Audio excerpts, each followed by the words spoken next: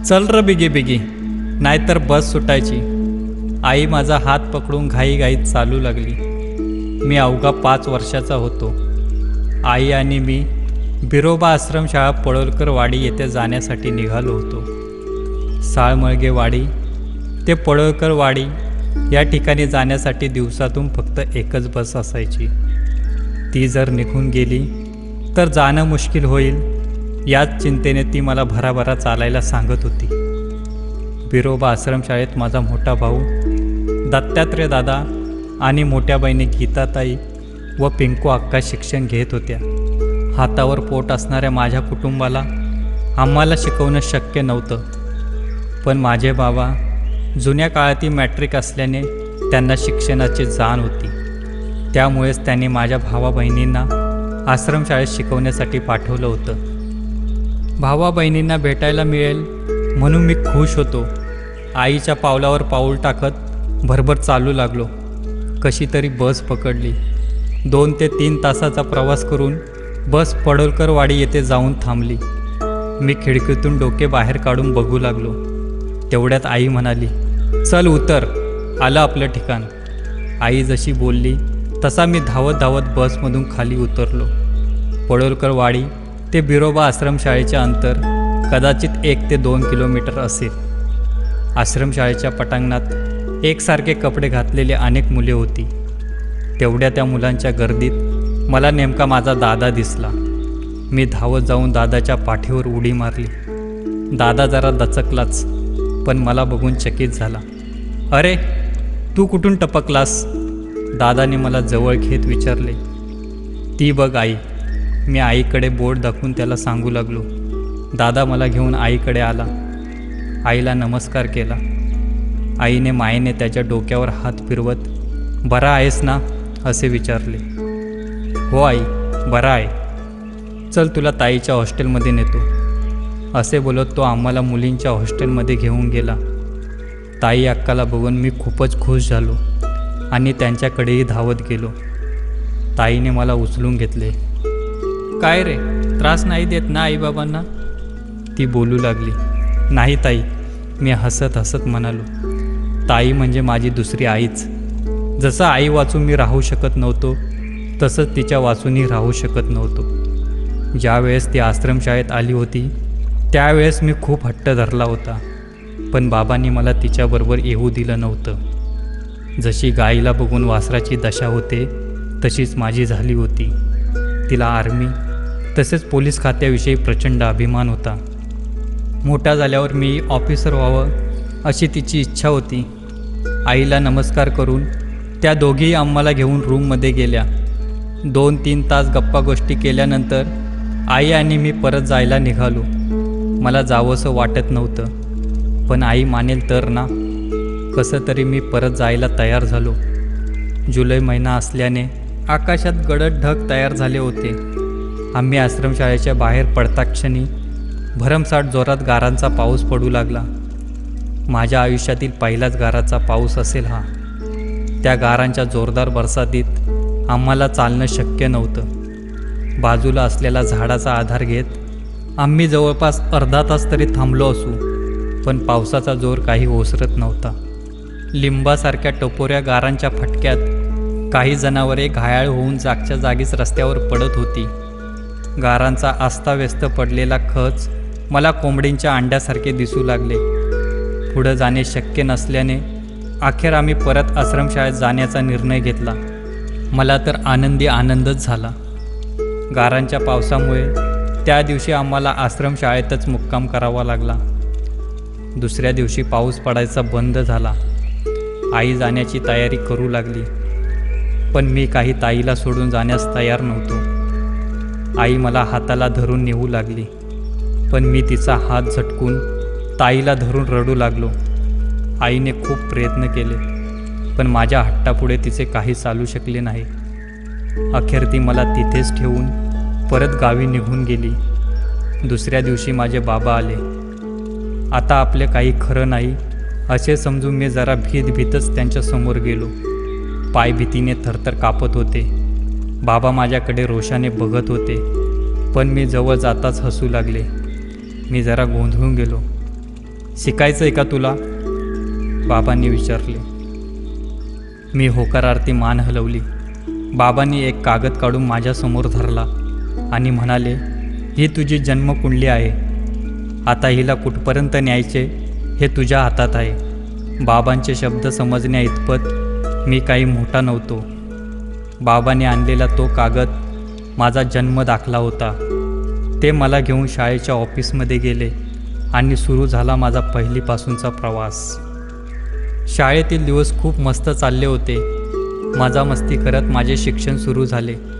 Headmaster Thombare sir आणि अधीक्षक Shinde sir हे अगदी स्वतःच्या मुलांसारखे सर्व मुलांना जपत असत. ठोंबरे सर तर मुलांच्या केसांना तेल लावणे, त्यांच्यासोबतच जेवण करणे इथपासून तर ते मुलांच्या डोक्यातील ओवा काढणे अशी कामेसुद्धा करत असत.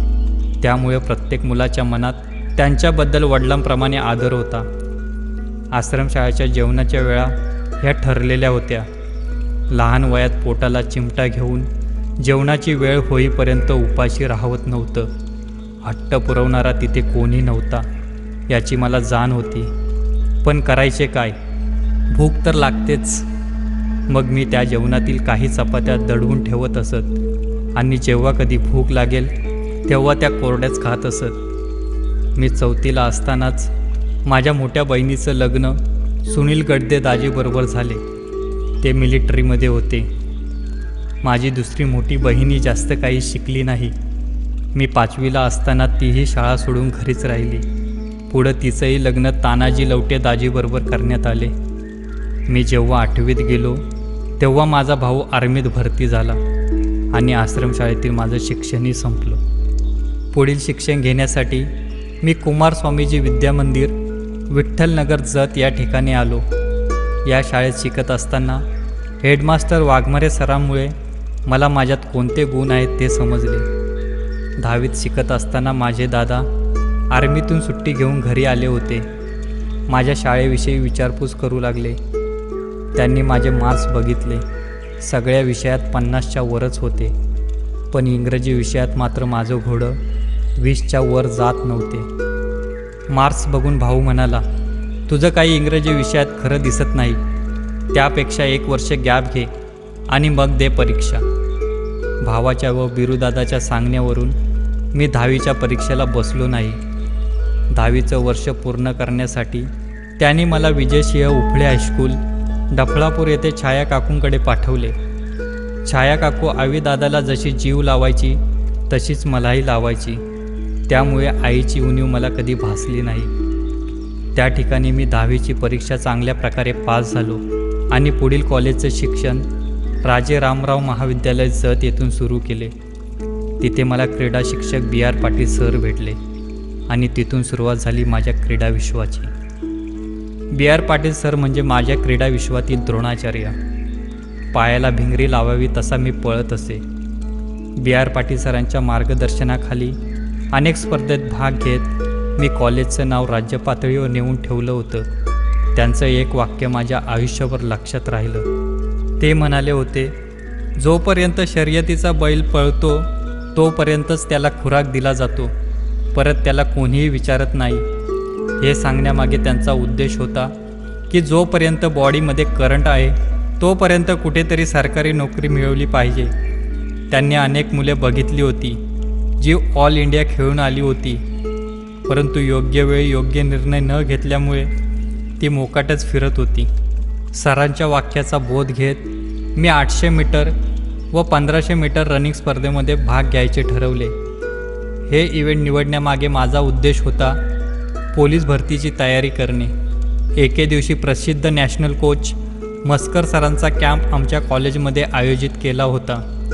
त्या कॅम्पमध्ये माझ्या 800 मीटर व 1500 मीटरमध्ये मागच्यापेक्षा एवढी इम्प्रूव्हमेंट झाली होती की 800 मीटर रनिंग मी 2 मिनिटात तर 1500 मीटर रनिंग 4 मिनिटे 22 सेकंदात सहज पूर्ण करत होतो, जे की पोलीस भरती आणि आर्मी भरतीतील पैकीच्या पैकी गुण देणारे होते. जसं 12वीचं वर्ष संपलं तसं पोलीस भरतीची तयारी सुरू केली. 2008 साली 18 वर्ष 1 दिवसाचा असताना मुंबई शहरामध्ये पोलीस भरतीसाठीचा पहिला अर्ज भरला. 27 नोव्हेंबरला माझं ग्राउंड होतं. पण आदल्याच दिवशी भारताच्या इतिहासातील सर्वात मोठ्या काळ्या दिवसाची घटना घडली. 26/11चा दहशतवादी हल्ला. त्यामुळे 27/11चं माझं ग्राउंड रद्द झालं. पण मुंबई पोलिसांनी जसं दहशतवाद्यांना पाणी पाजलं तसं दुसऱ्याच दिवसापासून ग्राउंड सुरू केलं. पोलीस भरतीच्या ग्राउंडमध्ये मी तरबेज होतो. पण लेखी परीक्षेत मात्र माझी गाडी रुळाबाहेर होती. काही दिवसांनी ग्राउंड आणि लेखी परीक्षा होऊन रिझल्टही लागला. मी एका मार्काने क्लीन बोल्ड झालो होतो. सचिन तेंडुलकर 99वर आऊट होताना जसं दुःख व्हायचं त्याच्या 10 पटीने जास्त दुःख झालं होतं. पण ती परीक्षा मात्र माझ्या आयुष्याला कलाटणी देऊन गेली. प्रचंड आत्मविश्वास निर्माण झाला. पुन्हा उभा राहण्याचा जोश निर्माण झाला. मी परत जोमाने मित्रमैत्रिणींसोबत भरतीचा सराव सुरू केला. आता माघार नाही. लगेच 6 महिन्यातच भरतीची दुसरी जाहिरात आली. मी BA सेकंड इयरला होतो. यावेळी मात्र नवी मुंबई आयुक्तालयात अर्ज भरावा असा मी विचार केला. त्याप्रमाणे नवी मुंबईत अर्ज भरला. अभ्यासात ठेवलेले सातत्य आणि नसानसात असणाऱ्या खेळाडू वृत्तीमुळे माझ्या आयुष्यात एक सोन्याचा दिवस उगवला. मागील 6 महिन्यात गाळलेल्या घामाने मला सोन्याचा दिवस दाखवला होता. माझे स्वप्न पूर्ण झाले होते. मी नवी मुंबई पोलीस कॉन्स्टेबल दीपक खांडेकर झालो होतो. या यशात मुंबई पोलीस दलातील माझे वडील बंधू विलास सरगर आणि माझा मित्र अनिल महानूर यांचे मोलाचे मार्गदर्शन खूप काही शिकवून गेले. पोलीस झाल्याचा गगना एवढा आनंद मी पेढे देऊन वाटत होतो. मी पेढा घेऊन बाबांकडे गेलो. बाबांना देऊ लागलो. बाबांनी हात पुढे करून पेढा घेतला आणि तसाच उचलून बाजूला ठेवला. बाबा खुश वाटत नव्हते. मला जरा वेगळेच वाटू लागले. काय झालं बाबा? मी त्यांना विचारू लागलो. हे बघ दीपक, तू पोलीस कॉन्स्टेबल झालास याचा मला अभिमान आहे. पण तू PSI व्हावं असं मला वाटतं. त्यामुळे तू PSIचा अभ्यास चालू कर. तुला मदत करण्यासाठी तुझा भाऊ आहे ना पाठीशी. बाबांच्या बोलण्याने मी जरा गोंधळून गेलो. ते जुनी मॅट्रिक पास असल्याने त्यांना पोलीस खात्याचे बऱ्यापैकी ज्ञान होते. भाऊ आर्मीत भरती झाल्यापासून त्याचे ATM माझ्याकडेच होते. त्यामुळे पैशाचा काहीच प्रॉब्लेम नव्हता. बाबांच्या बोलण्यानंतर थोड्या वेळाने मी त्यांना म्हणालो, बाबा, तुम्ही म्हणता ते पटतं मला. पण हातची आलेली नोकरी मी नाही गमावू शकत. नाहीतर माझी अवस्था त्या दुसरीच्या वर्गातील कुत्र्याच्या गोष्टीसारखी व्हायची. पुलावरून जात असताना स्वतःचं प्रतिबिंब पाण्यात बघून दुसरी भाकरी मिळवण्याची हाव ही पहिली भाकरी गमावून बसतो. माझ्या उत्तराने वडील काही बोलले नाही. माझी आई कोणत्याही प्रसंगी माझ्या पाठीशी उभी राहत असायची. ती मला म्हणाली, तुला जसं वाटतं तसं कर. पण एक गोष्ट मात्र लक्षात ठेव की ज्याला त्याला परिवार असतो. त्यामुळे तू लवकरात लवकर स्वतःच्या पायावर उभा राहा. आईबाबांचे म्हणणे तसेच BR पाटील सरांचे मार्गदर्शन याचा मी रात्रभर विचार केला आणि पोलीस कॉन्स्टेबल म्हणून पोलीस दलात सामील होण्याचा निर्णय घेतला. नवी मुंबई आयुक्तालयात हजर झाल्यानंतर काही दिवसांनी लगेच आम्हाला जालना ट्रेनिंग सेंटरमध्ये ट्रेनिंगसाठी पाठवण्यात आले. ट्रेनिंग चालू असताना होणाऱ्या स्पर्धेत मी 800 मीटर आणि 1500 मीटर रनिंग इव्हेंटमध्ये पहिला नंबर पटकावला.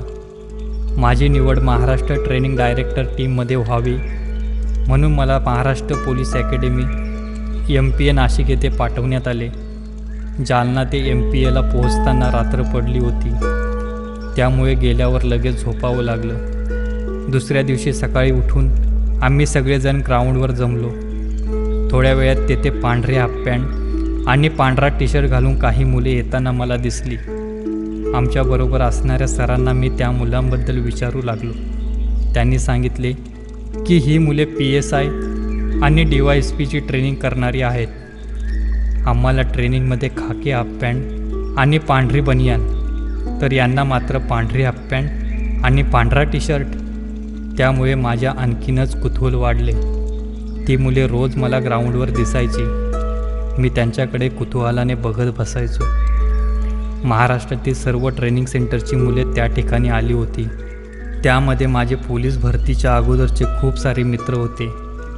स्पर्धा सुरू व्हायच्या एक दिवस अगोदर आमच्या जालना ट्रेनिंग सेंटरचे उपप्राचार्य गुलाबराव पाटील सर आणि ड्रिल इन्स्ट्रक्टर गुराळे सर यांनी मला बोलावून घेतले. ते मला सांगू लागले, हे बघ खांडेकर, तुझ्यावर आमच्या खूप मोठ्या अपेक्षा आहेत.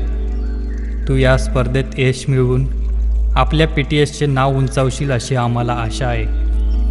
तुझ्या यशाने आम्हालाही काहीतरी करून दाखवल्याचे सुख मिळेल. सरांच्या प्रोत्साहनाने मी भारावून गेलो. त्यांनी माझ्यावर ठेवलेला विश्वास मला सार्थक करून दाखवायचा होता.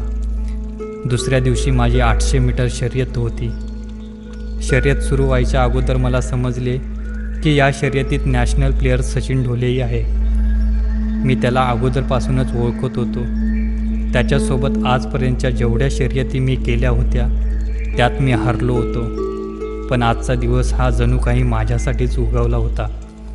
मी शर्यतीत दुसरा आलो खरा, पण मी सचिन ढोले याला मागे टाकले होते. सचिन ढोलेला हरवल्याचे समाधान तेवढे वाटू लागले. पण दुसऱ्या 1500 मीटरच्या शर्यतीत मात्र सचिन ढोलेनेच बाजी मारली. या शर्यतीत तो पहिला तर मी दुसरा आलो होतो. 800 मीटर आणि 1500 मीटर रनिंग इव्हेंटमध्ये चांगली कामगिरी केल्यामुळे माझी निवड महाराष्ट्र ट्रेनिंग डायरेक्टर या टीममध्ये झाली. पुढे IDCच्या स्पर्धा होणार होत्या. त्यासाठी 2 ते 3 महिने मी तिथेच नाशिक येथे थांबलो. त्यावेळची IDCची स्पर्धा ही सांगली येथे होणार होती. सांगली हे माझं गाव असल्याने माझ्या अंगात वेगळीच ऊर्जा निर्माण झाली होती. परंतु अतिउत्साहामुळे IDCत मी हवी तशी कामगिरी करू शकलो नाही. स्पर्धा संपल्यानंतर परत ट्रेनिंग सेंटरला जाऊन मी उरलेले ट्रेनिंग पूर्ण केले आणि मूळ घटकात नवी मुंबई येथे परत आलो. नवी मुंबईला परतल्यानंतर माझी निवड ही क्विक रिस्पॉन्स टीम QRT या दहशतवादी विरोधी पथकात करण्यात आली. यासाठी लागणारे GCPC आणि ACPC हे 6 महिन्याचे 2 कोर्स करण्यासाठी मी स्पेशल फोर्स 1 महाराष्ट्र राज्य पुणे या ठिकाणी गेलो. ज्याप्रमाणे कुंभार ओल्या मातीला आकार देऊन वस्तू घडवतात, तसेच या ठिकाणचे प्रशिक्षक कमांडो घडवत असतात. आम्ही ज्यावेळेस तिथे गेलो तेव्हा तिथे फोर्स 1चे इन्चार्ज IG सदानंद दाते साहेब होते.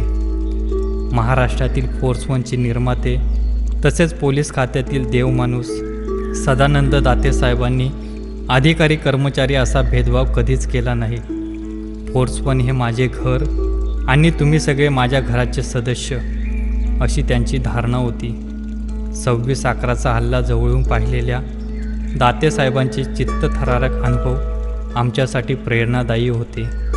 6 महिन्याचे कठोर ट्रेनिंग पूर्ण करून मी मूळ घटक नवी मुंबई येथे परत आलो.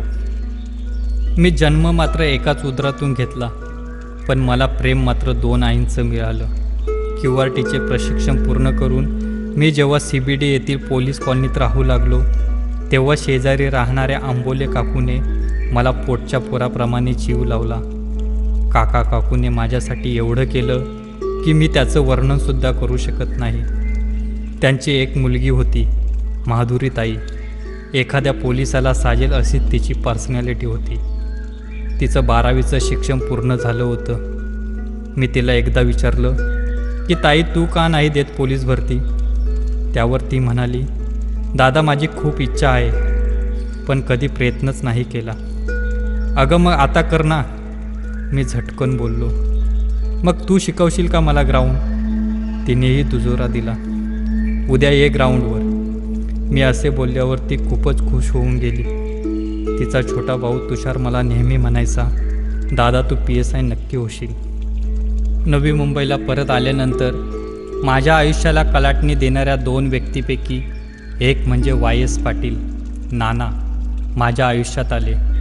पोलीस खात्याचा ज्ञान असलेला आणि माणसाची पारख असलेला नाना डिपार्टमेंटल PSIची तयारी करत होता. माझे रनिंगचे टॅलेंट बघून त्यांनी मला त्यांच्याबरोबर प्रॅक्टिस करायला तसेच काही मुलांना शिकवण्यासाठी आमंत्रित केले. फक्त पळणे म्हणजे जीवन मानणाऱ्या माझ्यासारख्या पामराला त्यांनी आकार देण्याचा प्रयत्न केला. ते म्हणायचे की माणसांनी कुठं पळावं आणि किती पळावं याचा विचार केला पाहिजे. मीही डिपार्टमेंटल PSIची तयारी करावी अशी नानाची इच्छा होती. नानाबरोबर मी प्रॅक्टिस करत होतो आणि काही मुलांना शिकवतही होतो, पण अभ्यासाचं मात्र काही मनावर घेतलं नाही. मी शिकवताना मुलांना एवढा प्रोत्साहित करायचो की मुलांना कितीही त्रास झाला तरीही ती दुसऱ्या दिवशी न चुकता ग्राउंडला यायची. माझ्या शिकवण्याने काही जण अधिकारी झाले, तर काही मुले पोलीस भरतीमध्ये सिलेक्टही झाली. राज सोडगी तर 200पैकी 197 मार्क्स पाडून SRPF गट 11मध्ये सिलेक्ट झाला. माधुरीताई, नारायण हुबाले, अर्चना हुबाले, विजय बंडगर, सुरेखा टेंगले अशी बरीच मुले चांगले मार्क्स पाडून सिलेक्ट झाली. नारायण हुबालेच्या जिद्दीला तर माझा सलाम आहे. 5 किलोमीटरची रनिंग करत असताना जेमतेम 500 मीटर अंतर राहिले असेल, त्याच्या पायात कट असा आवाज झाला. प्रचंड वेदनेमुळे तो जागच्या जागीच खाली बसला. त्याचा पाय मोडल्यासारखे वाटत होते. आजूबाजूचे पोलीस त्याला मदत करण्यासाठी धावले, परंतु त्याने इशारा करून त्यांना थांबवले आणि झटकन उठून उभा राहिला. एक दीर्घ श्वास घेऊन त्यांनी रनिंगला सुरुवात केली आणि उरलेले 500 मीटर अंतर पूर्ण केले. त्याचे ते 500 मीटरचे अंतर हे अनेकांना प्रेरणा देणारे आहे, कारण त्याने ते अंतर केवळ एका पायाने लंगडत पूर्ण केले होते. अर्चना हुबाले ही मुलगी अवघी 17.5 वर्षाची असताना माझ्याकडे शिकायला आली होती. प्रखर इच्छाशक्तीच्या जोरावर तीही चांगले मार्क्स मिळवून पोलीस दलात भरती झाली. माझे असेही विद्यार्थी होते याचा मला अभिमान होता. मी शिकवल्यामुळे काही जण अधिकारी झाले, तर काही जण पोलीस दलात भरती झाले याचे मला गर्व वाटू लागले. मी सिलेक्ट झालेल्या मुलांचा सत्कार करावा म्हणून एका कार्यक्रमाचे आयोजन केले. प्रमुख अतिथी म्हणून आईला घेऊन गेलो. सिलेक्ट झालेली सर्व मुले तिथे होती. त्यांच्या तोंडून माझे कौतुक ऐकून मी मनोमनी खुश होत होतो. माझ्या आईच्या डोळ्यात पाणी येऊ लागले. माझे कौतुक ऐकून आई भावूक झाली असावी असे मला वाटू लागले. आईने त्या मुलांना पुढील वाटचालीसाठी शुभेच्छा दिल्यानंतर आम्ही परत घरी आलो. माझी छाती अभिमानाने भरून आली होती. घरी आल्यानंतर मी आईला बोलू लागलो, बघितलं तुझ्या मुलाने काय करून दाखवलं. हे ऐकून आईच्या डोळ्यातून पाण्याच्या धारा सुरू झाल्या. ती रडतच राहिली. तिचं न थांबणारं रडणं बघून मी चक्रावून गेलो. मी आईला गप्प करून काय झालं म्हणून विचारू लागलो.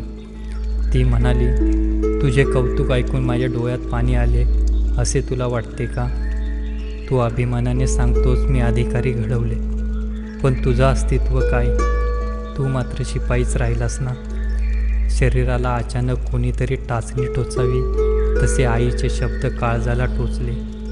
डोळ्यातून पाण्याच्या धारा वाहू लागल्या. आईच्या खांद्यावर डोके ठेवून मी ढसाढसा रडू लागलो.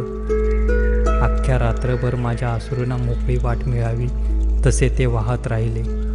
सकाळी आईच्या पायावर डोके ठेवून मी तिला सांगू लागलो, आई मला माफ कर. मी माझं अस्तित्व नाही ओळखू शकलो, पण एक दिवशी तू अभिमानाने सांगशील की हा माझा मुलगा PSI दीपक खांडेकर. आई माझ्या डोक्यावर मायेने हात फिरवू लागली. जशी घोड्याला टाच मारावी तशी आईने मला टाच मारली होती. आईच्या त्या टाचेने मी बेभान होऊन पळू लागलो. समोर एकच ध्येय होतं, मला PSI व्हायचंय. डिपार्टमेंटल PSIची परीक्षा द्यायला मी अजून पात्र झालो नव्हतो. त्यामुळे डायरेक्ट PSIचा अभ्यास सुरू केला. मैदाने तर मी अनेक गाजवली होती. फक्त प्रॉब्लेम होता तो अभ्यासाचा. त्यासाठी नाना होताच माझ्या पाठीशी. नानाने कोणत्या विषयाचा अभ्यास कसा करावा ते समजावून सांगितले. त्या दिशेने माझा घोडा धावू लागला. आईने दिलेल्या टाचेने अंगात विद्युत करंट संचारला होता. माझ्याबरोबर प्रॅक्टिस करणारे शत्रू पाटील आणि पांडा घागरे हे ग्राउंडच्या परीक्षेत 100पैकी 100 गुण मिळवत PSI झाले. त्यांच्या यशाने आणखीनच प्रोत्साहन मिळू लागले. आमच्या QRT युनिटचे PSI संग्राम गोडसे सर हे DYSPच्या परीक्षेसाठी ट्राय करत होते. त्यांचे मार्गदर्शनही मिळत होते. मित्र कृष्णकांत मानेसह मी रोज 10 ते 12 तास अभ्यास करायला सुरुवात केली. अभ्यास बऱ्यापैकी होत होता. परीक्षाही जवळ येत होती. पण जेव्हा सगळं काही बरं चालत असतं तेव्हा अचानक असं काही घडतं त्याने खूप मनस्ताप सहन करावा लागतो. असंच काहीतरी माझ्या बाबतीतही घडलं. ते न सांगितलेलंच बरं. माझा मित्र केदार वायसळचा किस्सा खूप मजेशीर आहे. तो ग्राउंडमध्ये जरा कच्चाच होता. तो पळताना हिरो पळावा तसा पाय उडवत पळायचा आणि आम्हाला शूटिंग काढायला सांगायचा. जरी तो ग्राउंडमध्ये कच्चा असला तरी अभ्यासात मात्र अल्बर्ट आइन्स्टाईन होता. आम्ही दोघेही एकमेकांचे गुरु. तो माझा अभ्यासाचा गुरु तर मी त्याचा ग्राउंडचा. त्याने ग्राउंडच्या परीक्षेत 200पैकी 188 मार्क मिळवत महाराष्ट्रात 50वी रँक मिळवली. जे 12 मार्क्स गेले होते ते पळण्यातच गेले होते. माझा दुसरा मित्र संदीप पाटील यांनीही डिपार्टमेंटल PSIच्या परीक्षेत 100पैकी 100 मार्क्स मिळवत PSIचे ध्येय गाठलं. माझीही वाटचाल PSIच्या दिशेने चालली होती. एके दिवशी मला फोर्स 1 युनिटमधून DYSP राठोड सरांचा फोन आला. म्हणाले, खांडेकर, तुमच्यासारख्या मुलांचे फोर्स 1मध्ये स्वागत आहे. तुमची इच्छा असेल तर येऊ शकता. फोर्स 1चे 30पेक्षा जास्त मुले ही PSI म्हणून सिलेक्ट झाली होती. त्यामुळे तेथील जागा रिक्त झाल्या होत्या. सिनियरिटी वाईज माझा नंबर फोर्स 1ला लागत होता. त्यामुळेच राठोड सरांनी मला फोन केला होता. पण काही वैयक्तिक कारणामुळे मी त्यांना नाही म्हटले.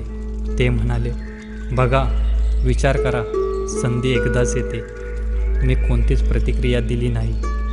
काही दिवस उलटून गेले. डायरेक्ट PSIची परीक्षा 50 दिवसावर आली असेल.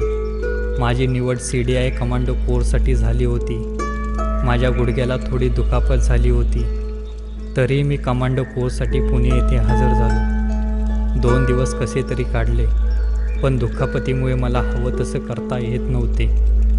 मी माझे कमांडो करण्याची इच्छा नाही असे सांगितले. मला CDI कमांडो कोर्समधून माघारी पाठवण्यात आले. कोर्स पूर्ण न केल्यामुळे माझी बदली QRTमधून मुख्यालयात करण्यात आली आणि माझ्या आयुष्यात वाईट दिवसांची भर पडत गेली. रोज बदलत जाणाऱ्या ड्युट्यांमुळे अभ्यासात मन रमत नव्हते. अशातच परीक्षा जवळ येऊ लागली. मी पुन्हा अभ्यासाचा जोर वाढवला. पूर्वपरीक्षा देऊन रिझल्टची वाट बघू लागलो. विश्वास होता की सिलेक्ट होईल, पण पदरी निराशाच पडली. मी फक्त एका मार्क्सने पूर्वपरीक्षेतून बाहेर पडलो होतो. डोळ्यापुढे नुसता अंधारच अंधार दिसू लागला.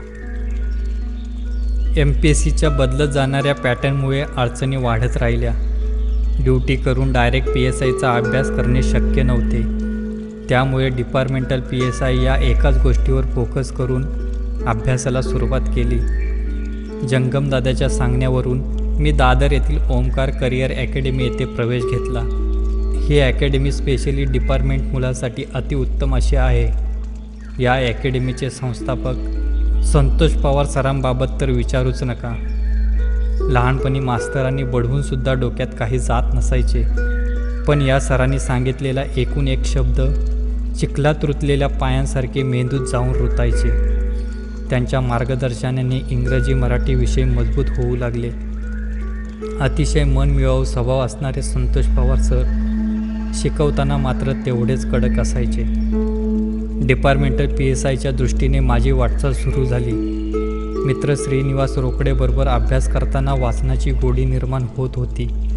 श्रीनिवासची ग्रास्पिंग पॉवर ही कमालीची होती. एकदा वाचल्यानंतर लक्षात राहण्याची अद्भुत शक्ती त्याच्याकडे होती. माझ्याही अभ्यासात मन रमू लागले. अशातच माझी बदली सागरी सुरक्षा शाखेमध्ये झाली. सागरी सुरक्षा शाखेचा एक नियम होता. जो कोणी नवीन बदली होऊन येत असे त्याला वर्ली, मुंबई या ठिकाणी 1 महिन्याच्या कोर्ससाठी पाठवले जात असायचे. मला कोर्ससाठी वर्लीला पाठवण्यात आले. कोर्स चालू असताना अभ्यासाला पुरेसा वेळ देणे शक्य नसल्याने मी माझ्या पहिल्या डिपार्टमेंटल परीक्षेत अपयशी ठरलो. माझ्याबरोबर अभ्यास करणारे बरेच जण सिलेक्ट झाले होते. प्रत्येक वेळी यश मला हुलकावणी देत होते, पण माझा निर्धारही तेवढाच धीट होता. परत जोमाने अभ्यासाला सुरुवात केली. दुसरी परीक्षा येईपर्यंत पूर्वपरीक्षा तसेच मुख्य परीक्षेची 2-2 वेळा रिव्हिजन करून झाली होती. जशी परीक्षेची जाहिरात आली तशी अभ्यासाच्या वेळेत वाढ केली. जाहिरात आल्यानंतर परीक्षेसाठी 40 ते 45 दिवसांचा अवधी असतो. या 40 ते 45 दिवसात अभ्यास आणि ग्राउंडच्या धुंदीत मी एवढा बुडून गेलो की मला माझ्या परिवाराचाच विसर पडला होता. अशातच माझ्या भावाची पोस्टिंग राष्ट्रीय रायफल RR श्रीनगर या ठिकाणी झाली होती. त्याला कुपवाड, बारामुल्ला अशा ठिकाणी जावं लागत असायचे. मुलाबाळांना बरोबर नेणे शक्य नसल्याने त्यांनी मुलगी आर्या आणि मुलगा सत्यम यांना शिक्षणासाठी राणी वहिनीसोबत मुंबईला माझ्या घरी पाठवले. जेव्हा आर्याचा जन्म झाला तेव्हा मी पोलीस दलात भरती झालो होतो. ती नेहमी म्हणायची, काका माझा जन्म झाला तेव्हा तुम्ही पोलीस झालात. मी आता 8 वर्षाची झाली, अजून तुम्ही PSI नाही झालात. मला तुम्हाला PSIच्या वर्दीमध्ये बघायचं आहे. मी तिला जवळ घेऊन म्हणायचो, तुझी इच्छा लवकरच पूर्ण होणार आहे.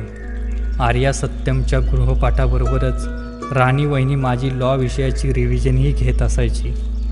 पूर्वपरीक्षेचा दिवस उगवला.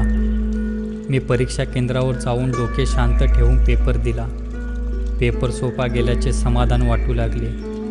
रिझल्टची वाट न बघता मुख्य परीक्षेच्या अभ्यासाला सुरुवात केली. काही दिवसांनी रिझल्ट लागला. मी मुख्य परीक्षेसाठी पात्र झालो होतो. मुख्य परीक्षेच्या दृष्टीने जोर लावला. जेवढा अभ्यास मी मागील 1 महिन्यात केला नसेल तेवढा अभ्यास मी 1 आठवड्यात करू लागलो. अभ्यास बऱ्यापैकी झाला होता, पण प्रचंड प्रमाणात घेतलेल्या ताणामुळे मुख्य परीक्षेचा पेपर हवा तसा गेला नाही. मनात धाकधूक निर्माण झाली. ग्राउंडसाठी पात्र होईन की नाही याच धास्तीने कित्येक दिवस उलटून जात होते. मी अक्षरशः बेचैन झालो होतो. काय करावं सुचत नव्हतं. आई मला धीर देत होती. माझी परिस्थिती बघून बायकोलाही काळजी वाटू लागली. अखेर निकालाचा दिवस उजाडला. निकालाची खबर ऐकताच मी जड हृदयाने निकाल बघण्यासाठी सायबरमध्ये गेलो. निकालाची साईट ओपन केली. पात्र मुलांची लिस्ट बघू लागलो. लिस्ट बघता बघता माझी नजर एका ठिकाणी जाऊन थांबली. डोळ्यातून टप टप अश्रू वाहू लागले. समोर नाव होतं दीपक कृष्णा खांडेकर. मी मुख्य परीक्षा पास झालो होतो. अथक कष्टाने यश पदरी पडलं होतं. पण कोणाला किती मार्क्स मिळाले हे मात्र माहीत पडत नव्हते. त्यामुळे आपल्यापुढे किती मुले असतील याचा अंदाजा येत नव्हता. ग्राउंडची परीक्षा झाल्यानंतर ज्यावेळेस फायनल लिस्ट लागेल त्यावेळेसच मुख्य परीक्षा आणि ग्राउंडचे मार्क्स एकत्र करून दिले जातात. मुख्य परीक्षेत पास झाल्याने मी खुश होऊन घरी गेलो. पास झाल्याची बातमी आई आणि बायकोला दिली. त्यांच्या डोळ्यातून आपसुकच पाणी येऊ लागले. आजवर त्याने दिलेल्या आधारानेच मी इथपर्यंत पोहोचू शकलो होतो. त्याही आनंदी झाल्या. मी 80% टप्पा पार केला होता. आता फक्त ग्राउंडची परीक्षा बाकी होती. आज नाही तर उद्या ग्राउंडची तारीख डिक्लेअर होईल. या विचाराने मी रोज सकाळ संध्याकाळ कसोशीने प्रॅक्टिस करत होतो. जास्त प्रॅक्टिस केल्याने माझं पूर्ण शरीर थकून जात असत. त्यावेळेस माझी बायको नेहा ही प्रेग्नंट होती, परंतु तशा परिस्थितीतही ती माझे पाय दाबून देत असायची. तेवढंच बरं वाटायचं. पुन्हा दुसऱ्या दिवशी तेच. तरी ती रोज नित्यनेमाने माझं अंग दाबून द्यायची. मी तिला नको नको म्हणायचो, पण तरीही तिने तिचं काम थांबवलं नाही. बरेच दिवस उलटून गेले तरीही ग्राउंडची तारीख डिक्लेअर होत नव्हती. माझा मुलगा शौर्य हा 2 वर्षाचा झाला तरी ग्राउंडच्या मुहूर्ताचा नारळ काही केल्या फुटत नव्हता. आता पत्नी नेहाबरोबर मुलगाही जमेल तसे माझ्या पायांना तेल लावून देत असे. माझ्या मुलाची धडपड बघून माझ्या डोळ्यात आपसुकच पाणी यायचे. ही जाहिरात 322 मुलांची होती. या जाहिरातीमध्ये काही त्रुटी निर्माण झाल्या आणि आमच्या ग्राउंडच्या परीक्षेला जणू काही ग्रहणच लागलं. याचिकेवर याचिका दाखल होऊ लागल्या. हा लढा जवळपास 3 वर्षे चालू होता, पण कोणत्याही प्रकारचा निर्णय होत नव्हता. माझ्याबरोबर माझे अनेक मित्र ग्राउंडसाठी पात्र झाले होते. संदीप दराडे, सुजित पाटील, अंकुश दुधाळ, विनोद बारी. आम्ही सगळ्यांनी कोणताही खंड न पडता प्रॅक्टिस चालू ठेवली. नानाने मला प्रॅक्टिस करण्यासाठी 13,000 रुपयाचे नायकी कंपनीचे शूज गिफ्ट दिले होते. ते शूज झिजून गेले, पण निर्णयाचा कुठलाच पत्ता नव्हता. सतत 3 वर्षे प्रॅक्टिस करून त्या ग्राउंडला सुद्धा दया आली असावी. अखेर अस्ते झालेला सूर्य पुन्हा एकदा उगवला. आमची ग्राउंडची तारीख डिक्लेअर झाली. आम्ही सगळ्यांनी एकच जल्लोष केला. आमची प्रॅक्टिस बऱ्यापैकी झाली होती. प्रॅक्टिसमध्ये सगळेच जण पैकीच्या पैकी मार्क्स मिळवत होते. बऱ्याच जिल्ह्यातील मुलांचे टप्प्याटप्प्याने ग्राउंड होत होते. ग्राउंड चालू असतानाच एक हाहाकार माजला. संपूर्ण जगात कोरोनाने थैमान घातला. परिणामी देश लॉकडाऊन करावा लागला. अगोदरच 3 वर्षे विचारांच्या आगीत होरपळलेल्या आम्हा 322 मुलांच्या भरतीला पुन्हा एकदा निसर्गाने होरपळून सोडले. अर्थात त्याला मानव जबाबदार होता असे मानले जाते, पण त्याचा काही पुरावा उपलब्ध नव्हता. प्रशासनाला ग्राउंड घेणे अवघड होऊ लागले. परंतु मुलांना आणखी त्रास नको म्हणून त्याने स्थानिक पातळीवर ग्राउंड घ्यायचे ठरवले. म्हणजे ज्याचा जो स्थानिक पत्ता तिथे त्याच्या ग्राउंडची परीक्षा घेण्याचे ठरले. माझा मित्र संदीप दराडे याने स्थानिक पत्ता म्हणून नाशिकचा उल्लेख केला होता. मी त्याची प्रॅक्टिस घेत असायचो, पण या पठ्ठ्याने अशी मेहनत घेतली की माझ्यासारख्या 800 मीटरच्या नॅशनल प्लेअरला देखील तो सहज मागे टाकत होता. माझ्याजवळ प्रॅक्टिस करणारा मुलगा मलाच हरवू लागला याचा मला अभिमान वाटू लागला. असे का, ते एका शिक्षकालाच विचारा. स्थानिक पत्त्यामुळे त्याला ग्राउंडसाठी नवी मुंबईवरून नाशिकला जावे लागले. अचानक झालेल्या बदलामुळे त्याच्या ग्राउंडमध्ये खूप मोठा फरक पडला. प्रॅक्टिसमध्ये सतत 3 वर्ष 100पैकी 100 मार्क्स मिळवणारा तो तिथे मात्र 89 मार्क्स मिळवून माघारी परतला. तो दिवस त्याच्यासाठी जेवढा काळा होता तेवढाच माझ्यासाठीही. माझ्या ग्राउंडला काही दिवस शिल्लक असतील. माझ्या आईची तब्येत अचानक ढासळू लागली. कॅन्सरमुळे तिची एक किडनी निकामी झाली होती. डॉक्टरांच्या सल्ल्याने ती काढावी लागली. तिला खूप त्रास होऊ लागला. अधूनमधून तिला दवाखान्यात न्यावे लागत होते. तिची योग्य ती काळजी घेऊन मी प्रॅक्टिस करायला जात असत. माझ्या ग्राउंडचा दिवस उजाडला. संपूर्ण तयारीनिशी मी परीक्षा केंद्रावर गेलो. रीतसर सगळी तपासणी करून झाल्यानंतर ग्राउंडला सुरुवात झाली. एकापाठोपाठ एक इव्हेंट होत होते. सगळ्या इव्हेंटमध्ये मी सरस ठरत होतो. मला पैकीच्या पैकी मार्क्स मिळत होते. आता फक्त एकच इव्हेंट शिल्लक होता, लाँग जंप. लाँग जंप घेताना अतिशय काळजी घ्यावी लागते. यात फॉल होण्याची खूप भीती असते. तशी पुन्हा एक संधी दिली जाते, परंतु त्यात जर फॉल गेला तर डायरेक्ट 0 मार्क्स. मनात विचारांची चलबिचल चालू होती. मी रनअप घेण्यासाठी थोड्या अंतरावर गेलो. माझ्या डोळ्यासमोर आतापर्यंतचा सर्व प्रवास येत होता. मनावरील दडपण वाढत होते. मी स्वतःला सावरू लागलो.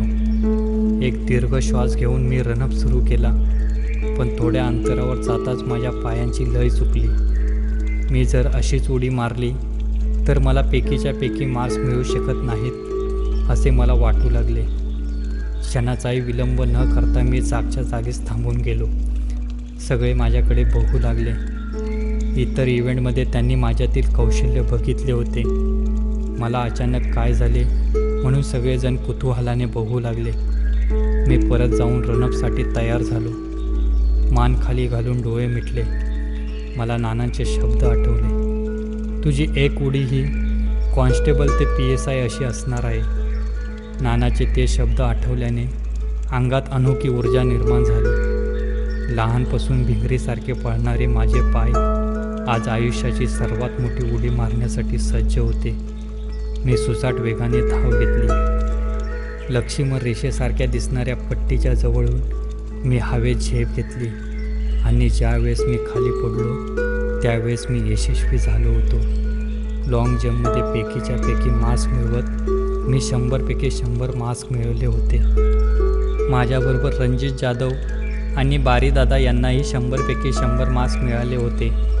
जंगमदादाने शेवटच्या क्षणी केलेले मार्गदर्शन मोलाचे ठरले होते. परीक्षा होऊन बरेच दिवस उलटून गेले. एके दिवशी मी माझा लहान भाऊ संभाजी खांडेकर जो मुंबई पोलीस आहे त्याच्यासोबत फोनवर बोलत होतो. त्याच्याशी बोलत असताना मला रणजित जाधवचा फोन येत होता. संभाजीशी बोलून झाल्यावर त्याला फोन करतो म्हणून मी फोन उचलला नाही. तेवढ्यात जंगमदादाचे सतत फोन येऊ लागले. संभाजीला वेटिंगवर ठेवून मी फोन उचलला. फोन उचलता जंगमदादा जोराने किंचाळला आणि म्हणाला, "अरे दिप्या, तू PSI झालास." जंगमदादाचे शब्द ऐकून माझ्या अश्रूंचा बांध तुटला. मला माझा संपूर्ण जीवन प्रवास आठवू लागला. मी ओक्साबोक्सी रडू लागलो, कारण जिने मला PSI होण्यासाठी टाच मारली होती ती माझी आई मात्र मी PSI झाल्याचं बघू शकली नाही. 15 नोव्हेंबर 2020 रोजी तिला दिवाळी झाली. मी PSI व्हावं हे तिचं स्वप्न होतं. गावाकडे एखाद्या व्यक्तीची ओळख करून देताना मी PSI असल्याचे ती सांगायची. ती असं का सांगायची हे मला माहीत नाही. बहुधा ती मला जबाबदारीची जाणीव करून देत असावी.